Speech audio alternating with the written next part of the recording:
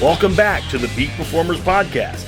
Today, we continue our conversation with Kamila Gornia. In part 2, we talk about the 3 phases necessary to blow up your online business and a lot more here on the Peak Performer Podcast. Welcome to this edition of Peak Performers Podcast with your host, Thor Conklin. Thor will be sharing the necessary tools, strategies, and psychology you'll need to become a peak performer in any area of your life or business. Tell us what else. What strategies do companies need to be doing better at? I think the biggest thing is just to connect with other people. And again, I'm a big fan of just simplifying things, and there's really no point in trying to make things, overcomplicated for no reason. So as simple as just sending people like a thank you or giving a call like what we said before, or something else that some of my clients do is sending people an actual gift when somebody buys, or just something unexpected. I think that's a really nice way to kind of stand out from the crowd, if you will. So that's, again, going back to the old school kind of way of things.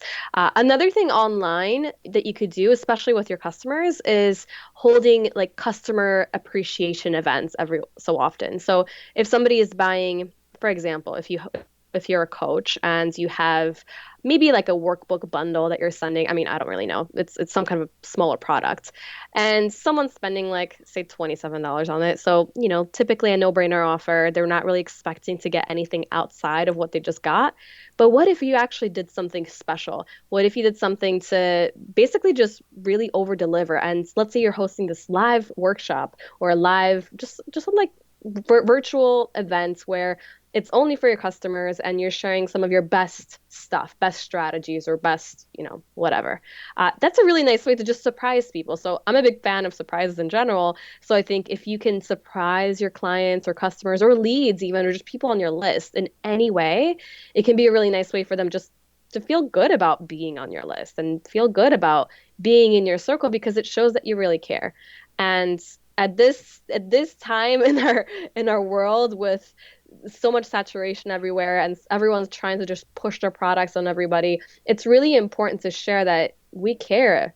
As a business, we care about our customers. We care about the people that are just in our circle, and we want to help them, and we want to be generous with them, and we appreciate their help or support of just being there. So you're saying it's not about going out and renting a Ferrari and getting a bunch of cash and throwing it on the hood? And also that, connect. Totally also that, and taking lots of pictures by the pool, and that's totally not yours, and renting out an Airbnb of a huge mansion also. All right, good. Some other good strategies to use. Totally not. You talk a lot about make sure that you're being you in business. Expand upon that a little bit. Yeah, so this is actually something that I always struggled with when I was younger. I was really good at it when I was a child, and I just kind of did me. But then, you become a teenager and you try to fit in. Yep. Yeah, and it becomes kind of like awkward. Like, how do I make friends unless I'm this person that I think everybody wants? And I struggled with that for a while, and I always tried to become this person that would just be liked, and I never really felt fulfilled because of that, because obviously, how can you? And I'm a big believer that if you're not truly yourself, you're going to be building a business that isn't going to be aligned with how you actually want to live. And something that has happened for a few people that I've spoken with is that they build these crazy, amazing businesses and they're so successful, but deep inside, they're so burnt out, they're stressed out, they're not moving, they're not eating well, they're just kind of not very happy. And I really see it as what's the point of hustling and, being a peak performer if you're not going to do it for yourself at the same time, right? It's really important that you understand what's driving you and how can you do it in a way that actually fulfills you. So a big thing for me too was, I always try to be liked. I'm young, I'm 27, I just turned 27. So when I was starting to build my business, a lot of what I heard was, okay, you're too young, you're a woman, no one's going to listen to you. Who are you to say, to tell us about marketing? And I always try to fit into, conform to what people are saying because I wanted to be liked and I wanted people to listen to me. And oh my gosh, I'm not going to be credible if I don't, say this and this. And, I cuss sometimes. So it's like, oh my gosh, if I throw out a swear word because that's just how I talk, then people are going to think I'm not serious. And I really had to let go of that because when you focus on that, first of all, there's always going to be haters out there. That's just inevitable. But when you know that you're being yourself and it's just who you are, it actually becomes easier to deal with people that aren't very friendly to you, or they're not very positive and they're not really resonating with you, because you're not trying to conform anymore. You're not trying to become this image, this idealistic perfectionist self that is liked by everyone. You just have a better expectation surrounding it, and that for some people you're going to be amazing, and for others we're not, and that's okay. So typically, that I needed to go through a lot of mindset work to figure that out for sure. But thankfully I did figure that out, and I think it's really important that we build a business and a life that we're actually there's aligned with how we want to live. So. Well, we've gone through 30 minutes already, and there's been no swear words. I know. I'm trying to be good. All right, well, I'll start it off with poopy. Oh, no. Oh, there it goes. The floodgates are open. The swear words are going to start flowing now. People ask me all the time, what's the difference between responsibility and accountability? Well, a lot, actually. Responsibility is the thing that makes me, as a business owner and an entrepreneur, get out of bed every day, make all the phone calls, do what has to be done for the sake of my business. And the success of my business pretty much lies solely on my shoulders. Enter accountability. If you're an entrepreneur or business owner and you're just not quite seeing the results you want, you might just think for a second how you could benefit from having a partner. And I'm not talking about some Shark Tank scenario where somebody gets a huge percentage of the business you've created. I'm talking about Thor Conklin. He's a profitability consultant and an accountability master. If this sounds like something interesting to you or something that you could benefit from, I challenge you to take responsibility for yourself and for your business and go to thorconklin.com/accountability. That's really all you got to do. Take the first step to the best business decision you'll ever make. thorconklin.com/accountability. Talk to us a little bit about blow it up and scale it up marketing techniques. It's one of my favorite topics. Yeah, well, it's funny. When I saw blow it up, I'm like, oh, shit. There I go. Now I'm on the roll. I've blown up a company, not in a good way. Yes. Yeah. So I saw that. I was like, oh, please, no. Yeah. So it's funny because people use it in two ways. People use it as blow it up, as in, oh, crap, that is not good. Yeah. I talk about blow up online as in you are freaking everywhere. Yes, I've done that as well. Mm-hmm. Yep. So it's like I look at it, and one of my brand elements is smoke. So it's kind of like you launch your authority, you're a leader, and you're everywhere, and there's just all the little parts of you are all over the internet basically, and people are sharing and stuff. So I actually have this model. So this is a model I created through my working with clients, and it's still kind of in the refinement stage, I would say. But there's a couple of different stages that entrepreneurs go through as they grow their business. So is it okay if I share with you what those are? Oh, absolutely. Please. Awesome. So the first stage is the think up. So the think up is basically when you don't have a business and you're kind of just like, okay, well, what business should I start? Who am I talking to? Like, what is happening here? I do not help people in this stage at all because I can't really help people start a business because I'm a marketing person. You don't need marketing if you don't have a business. So that's just a stage I just tell people about. You go help, talk to someone else that will help you start the right business, not the right person for you. Then we get into the setup phase. This is where I start doing my work. So the setup stage is basically where you already have a business, you know who you're talking to, you know how you're talking to them, And now we're putting in some of the basic marketing things in order and in place. So, starting to do webinars and starting to do just visibility things online, starting to post online, and just building up that visibility in a more consistent way. So, what makes you different? You have your, basic branding done, but it doesn't have to be like crazy. And you're just consistently showing up and getting your clients and, getting some of your first clients and next clients until you feel like, okay, I think I'm kind of rocking it. I think I'm pretty good. Then we move into the blow up phase. The blow up phase is where you're blowing up online and people start really knowing your name. You start getting booked out with clients.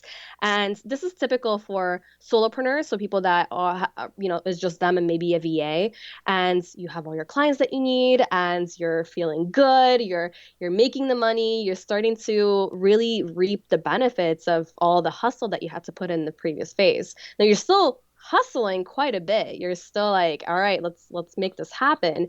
But it becomes a little bit easier. You're doing more publicity, you're just getting known in general. So that's the blow up phase. Then we're going into the scale up phase. So scale up phase is one of my favorite phases because we talk more about, sales funnels and paid traffic and launching and all the stuff that gets you to really be that bigger person in a more scalable, leveraged way. So a lot of times it's creating different types of programs and products that allow you to use less of your time but still have a lot of clients, like group programs and doing live events and just different ways for you to consistently get out there in a more kind of leveraged way. So this is what automation, by the way, comes into play as well, is the scale up phase. And then lastly, we have the free up phase. So the free up phase is when you're basically at or almost at the 7-figure mark. So you're freeing up your time. You have full-time staff, hopefully, on your business at this point, and you're just looking at different things. You're looking at becoming more profitable. I mean, you should be looking at that regardless, but you're just looking at bigger, higher level things and looking at how to grow your organization beyond just you and just looking at the bigger vision, bigger whys, actual more contribution to the world and consistently growing that company in a more leveraged way. So a lot of times it's, if you're a coach, hiring more coaches to do your work so you can focus on the business development and being the CEO versus just a coach. So these are the phases that each kind of business, online business at least, tends to go through. And really taking it from a job to an actual business. Mm-hmm. Yep, absolutely. And one thing I want to point out here for the entrepreneurs out there that are listening, as you move into this blow up phase, even into the scale up phase, each one of these phases, there's a lot of businesses that fail at these points. And what they do is they become successful and then they stop working in the business. They stop working as hard as they did. And that it's like a merry-go-round, right? You're pushing the merry-go-round. It's difficult at first. Then you get it going. And then you're like, well, this will just keep going by itself. And you kind of turn away. You go to the beach, take a vacation, go out and start another company, which a lot of entrepreneurs love to do. Yeah. Oh, there's a shiny penny. What's the squirrel? The squirrel? You've got to be really careful that you continue to push on that business, push on that merry-go-round, because the action takes a while to show the results. And when the results start to fade, sometimes it's too tough to actually get it back going again. Mm-hmm. That's so big. I think it's having that momentum, but actually and this is what happens a lot. I really feel like there's a lot of people that ego kind of comes into play. Like, oh yeah, I can totally be on the beach all day and not do shit. And let's just, whatever. I'm just going to automate everything. Yeah, and passive income. Right, passive income. And then, well, it's not so easy, honey. It doesn't work like that. You actually have to put in the work consistently. And that consistency is really key. It doesn't just go away after you've, made your first or next 6 figures or even 7 figures. You have to still work at it. You still have to, it's as if you had a great career at your 9 to 5. I mean, you're not, you're getting to like $250K per year. You're not just going to stop going to work because you're at that salary. Like, you're going to keep going to work and keep doing work, unless you're a partner at a law firm, I guess. But you're still coming to work. I mean, I hope. Oh, absolutely. I've got friends that are running $100 million companies, and they're like, we're working harder today than we ever have, because it takes more momentum, more push to drive a company that's doing 100 mil than it is a mil. It doesn't get easier. You have to constantly do it. But it gets tricky because you can leave for a month and nothing changes, or sometimes it even keeps going up. And it's like, well, there's my dot. There's my test. It does work. I don't have to be here. Then all of a sudden you're gone 6 weeks and it's like sales are down 50%. Right. That's the beauty of business. We never know when things are going to go back down or up, and it's definitely a little bit of a roller coaster. And it's always changed. I always tell people, I said, the line to success, or the path to success, is not a straight line. It is this jagged, crazy ass configuration. It looks like a 5-year-old scribbled on a piece of paper. It's like, what is this? It goes all over the place. And the more you do it, you realize that it might be the way it is today like this. I guarantee you it's going to change, and you better get out in front of it. Mm-hmm. That's one of the toughest lessons that I've had in the last 17 years of business, because once you finally get it dialed in, it's like, can I just take a breath for a moment? Then all of a sudden you wake up the next day and your competitors come out with something that's like, wow, that just leapfrogged over what I was doing when I was in the manufacturing sector. I come out with this new design. I'd get all the blueprints done. I get the manufacturing done. The stuff was on the way from Asia back to the United States. And by the time it just got into the showroom, it's like somebody else came out with something else. It was like, oh, man, this sucks. Things change all the time. This is why not everybody is made for entrepreneurship, because it can really, it can really break you a lot of times if you're not made for it, if you're not resilient enough for it. It's, we really have to make sure that you have that mental toughness, and, when things are great, you don't take it for granted either. And you really consistently you keep doing the work. And keep up with the changes by hiring professionals like yourself that know these changes. Because if you try to keep up with all the changes on this stuff, it'll drive you crazy. I remember just Facebook ads, for example. I remember Facebook ads, and I'm not an expert in Facebook ads. Let me say that right off the bat, and you'll know why in a second. You could not include more than 20% of the picture with words on it. Then my understanding, I don't know if this is still the case, they allowed you to post something with 20% more, 20% or more with words. But it was costing you a lot more money. But they didn't tell you that. I didn't know that. Somebody told me that. Is that still true today? Yeah, that's still true. Okay. And a lot of times if it's all text, they just won't run it. And then they're not going to say that it's not approved. They're just not going to run it. Okay. Yeah, like at all. But there's an upcharge now. So if you think you're like, I got clever. I beat them at their own game. I've got more than 20% text and they ran it. Well, guess what? The algorithm now says you're paying more for that ad. Yeah. Tell me a little bit more about some of the mistakes that you see entrepreneurs making in this area. In Facebook ads, or just in anything? No, I think we kind of killed the Facebook thing. Yeah. If you're running Facebook ads, make sure you have a professional standing alongside of you, advising you of how the landscape is changing. That's my recommendation. Even if you don't have a big budget, it's changing so often. You got to get someone that really knows what they're doing. Otherwise, I think you're just playing Russian roulette with your dollars. Mm-hmm. Yeah, I agree. Well, I think the biggest mistakes that I see people making, there's a lot, but I'm not going to be too negative.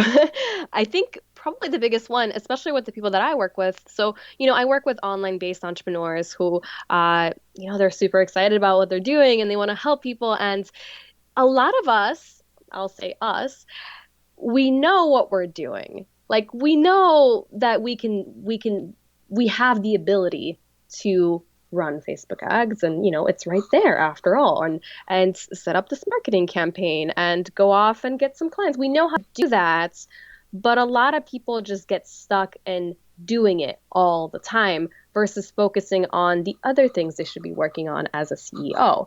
So too many people try to DIY everything, and too many people keep having that shiny object syndrome where, Facebook is very helpful for this. Not really, because there's always awesome people that have these amazing trainings on, oh my gosh, here's how I made 6 figures in 30 days and I did this, and another one saying the same exact thing but a different strategy. And for somebody that wants success and wants it really, really bad, it's really easy to kind of get, sucked into that. And then they sign up for this one webinar and another, and they buy this and they buy that, and they try to do everything themselves. But for a lot of people, you really shouldn't, and you totally, talked about this before, but you really shouldn't be doing everything yourself. But also, you should be focusing on one thing at a time, at least two things at a time, and not trying to, figure everything out at the same time. Like, all right, I'm going to try to do an automated webinar, a live webinar, a telesummit, a challenge. I'm going to do this and this. Like, okay, calm down.